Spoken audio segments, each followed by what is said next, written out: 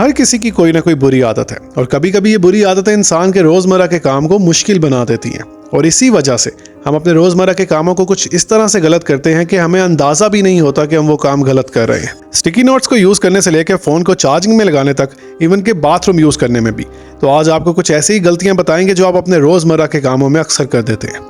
अस्सलामुअलैकुम, unique informations में एक बार फिर से आपको बहुत वेलकम। तो सबसे पहले बात करते हैं शावरिंग सेटबैक्स की। दोस्तों, हर सुबह अपने बेड से जल्दी उठना is really a tough task, लेकिन सुबह बेड से उठ के नहाने जाना, वो भी गर्म पानी से, वो बहुत अच्छा फील देता है। लेकिन एक मिनट जरा यहाँ पे रुकिए, ये गर्म पानी से इस तरह नहाना, वो भी ज्यादा देर तक, आपकी स्किन के लिए बुरा भी साबित हो सकता है। जी हाँ दोस्तों, आपकी स्किन पर मौजूद होते हैं कुछ अच्छे बैक्टीरिया जो आपकी स्किन के ऊपर नेचुरल ऑयल बनाते हैं। लेकिन जब आप रोज रोज इस तरह गर्म पानी से ज्यादा देर तक नहाएंगे तो वो अच्छे बैक्टीरिया वॉश हो जाते हैं।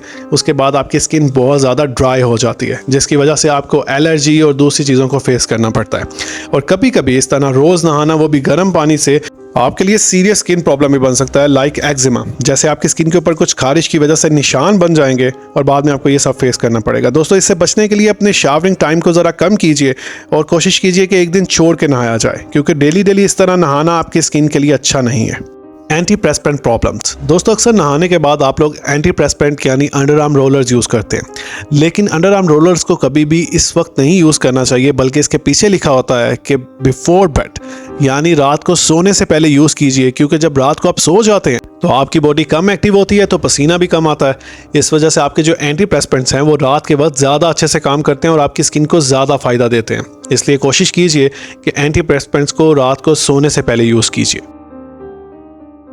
Toothpaste trouble. दोस्तों, अक्सर सुबह नाश्ते से पहले और रात को खाना खाने के बाद हम लोग टूथब्रश तो ज़रूर कर लेते हैं, लेकिन क्या आप लोग ये सही तरीके से करते हैं? बिल्कुल भी नहीं। क्योंकि आप जितनी टूथपेस्ट अपने ब्रश के ऊपर यूज़ करते हैं वो तरीका बिल्कुल भी सही नहीं है। क्योंकि ये तरीका सिर्फ एड्स के अंदर इसलिए दिखाया जाता है ताकि उनकी ये एड अट्रैक्टिव लगे और आप ज़्यादा से ज़्यादा टूथपेस्ट यूज़ करें, जबकि ऐसा बिल्कुल भी नहीं है। बल्कि आप अपने दांतों को साफ करने के लिए सिर्फ टूथपेस्ट का एक ड्रॉप यूज़ करेंगे तो वो भी आपके दांतों को वैसे ही साफ करेगा जैसे कि अपने ब्रश को टूथपेस्ट से भर कर यूज़ करना। तो मुझे लगता है कि अब आप बहुत ज़्यादा टूथपेस्ट नहीं यूज़ करेंगे। और अगर आपको वीडियो अच्छी लग रही है तो वीडियो को लाइक और चैनल को सब्सक्राइब जरूर कीजिए। Folding fumble. दोस्तों, दिन के सारे काम करने के बाद जब इंसान बैठता है तो उसके बाद बारी आती है कपड़े तय करके कबर्ड में रखने की। जी हाँ, जो देखने में बहुत आसान लेकिन सबसे मुश्किल काम है, क्योंकि इसमें कपड़ों को तय करना, फिर कबर्ड के अंदर सेट करना, it's really a tough task. और अपनी कबर्ड को एक वेल सेटेड कबर्ड बनाना उससे भी ज्यादा मुश्किल। तो दोस्तों, जिस टी शर्ट को आप फोल्ड करने के लिए कितना टाइम वेस्ट करते हैं, उसको सिर्फ 3 सेकंड में फोल्ड किया जा सकता है। जी हाँ, तो जरा देखिए इस ट्रिक को।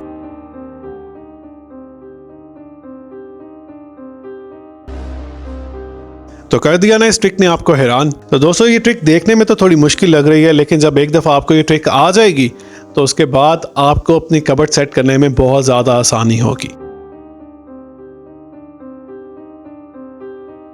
Sticky note snacks. दोस्तों, कभी कभी हमें काम करते हुए कोई इंपॉर्टेंट बात या कोई और काम भी याद आ जाता है, तो उसको हम फ़ौरन से अपने स्टिकी नोट्स पे लिख कर अपने पास रख लेते हैं। लेकिन कभी कभी आपके स्टिकी नोट्स आपको बहुत ज़्यादा तंग करते हैं और इस तरह से फोल्ड हो जाते हैं, जिसकी वजह से आपको काफ़ी मुश्किल का सामना करना पड़ता है। इसकी वजह यह है कि आप उसको उतारते ही गलत तरीके से। जब आप इन स्टिकी नोट्स को ऊपर की तरफ फोल्ड करके उतारेंगे तो वो ऊपर की तरफ ही फोल्ड रहेंगे, जिसकी वजह से कहीं लगाने में आपको बहुत मुश्किल होगी। लेकिन जब आप इनको साइड की तरफ फोल्ड करके उतारेंगे तो स्टिकी नोट्स हमेशा सीधे रहेंगे और आपको यूज़ करने में काफ़ी आसानी होगी। तो चलिए, आपकी ये प्रॉब्लम भी अब सॉल्व हुई।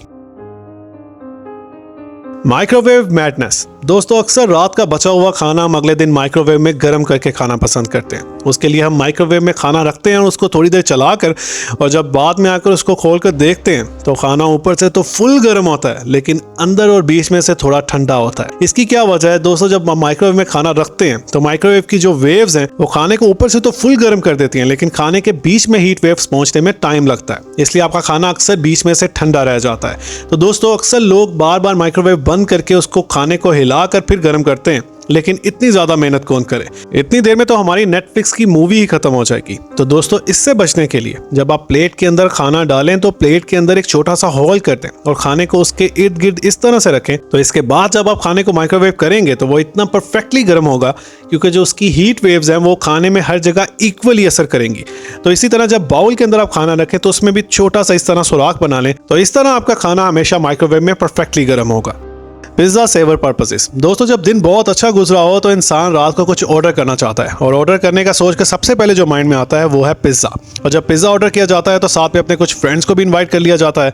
लेकिन अब जब आप बॉक्स खोलते हैं तो पिज्जा के अंदर आपको ये प्लास्टिक की चीज सी नजर आती है, जो देखने में एक डाइनिंग टेबल की तरह की लगती है, लेकिन इसका असल में पर्पस क्या होता है? इस चीज का नाम है पिज्जा सेवर। दोस्तों, इसका पर्पस होता है कि पिज्जा की टॉपिंग को डो से अलग ना होने दिया जाए।